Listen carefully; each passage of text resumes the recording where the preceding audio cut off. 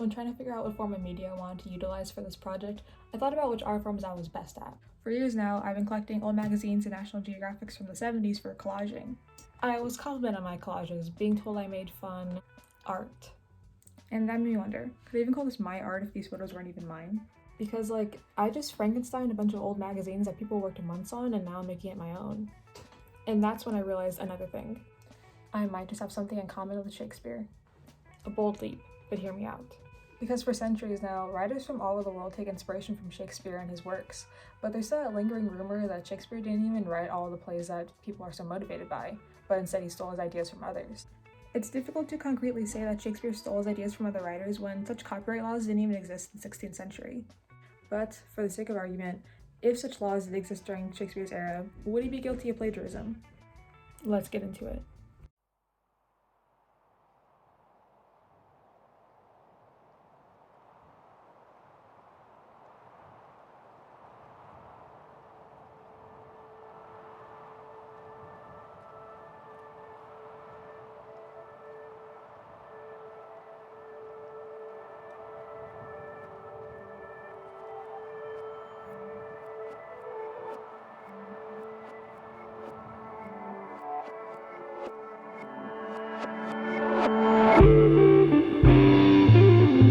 I decided I used my collaging skills to make a portrait of Shakespeare.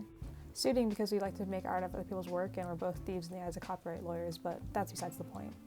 People speculated that Shakespeare took ideas from other writers or even had uncredited help from others based on how he had expert knowledge of so many fields of study, such as astronomy, music, and foreign affairs that was out of his reach, even to his uses of rare diction that no one really used before. In knowing this, there's a basis to accuse Shakespeare of probably not being the sole author of his works. But before we can even get into this topic, we have to ask ourselves what plagiarism is and what are its effects. Plagiarism, by definition, is the practice of taking someone else's work or ideas and passing them off as one's own. Copyright laws have existed since the late 18th century and have provided content creators the exclusive right to reproduce and distribute their work, along with protecting their original works through the law. Linda J. Lacy, a law professor at UCLA, argues against the need for copyright laws, declaring, "We are initially told that it is necessary to create intellectual property rights in a work of art so that the artist will be financially rewarded for her work. Without this reward, the theory goes, she will lose incentive to produce more works of art."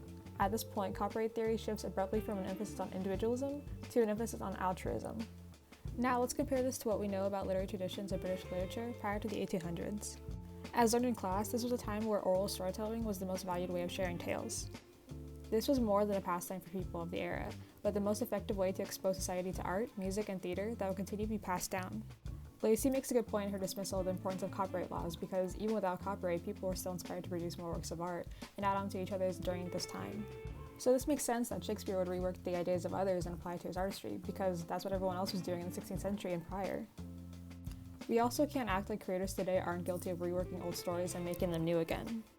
Like how 1995's Clueless is a loose adaptation of Jane Austen's Emma. And even Shakespeare's own Romeo and Juliet inspired 2013 zombie romance blockbuster Warm Bodies. The closest thing I can compare to Shakespeare using other people's ideas to make his own works is how artists today sample other people's beats when making their own songs. And when you hear it, you're like, yeah, I've heard this before, but it still sounds good and it brings something new to the table. We don't immediately think of suing them. And if we sued everyone for sampling songs, then we wouldn't have songs like Girls in the Hood by Megan Thee Stallion sampling Eazy-E's Boys in the Hood. And that's not a world I want to live in.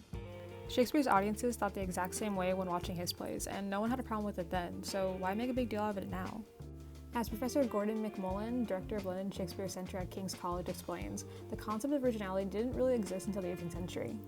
We define genius in this day and age as creating something so original and unique that we as a society have never seen before.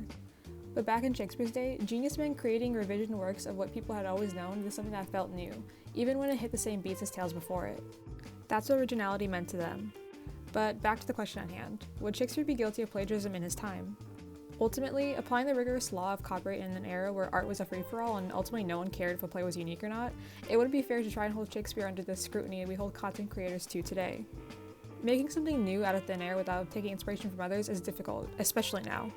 And our issue with Shakespeare borrowing ideas or having people help him write comes from this notion pushed since the 18th century that ideas and stories are private property, not work that was meant to be shared communally and encourage others to actively participate in adapting storytelling the way it was intended prior to the 1800s. In short, I think we can cut William some slack with the borrowing, and hopefully you can do the same with me and my collaging.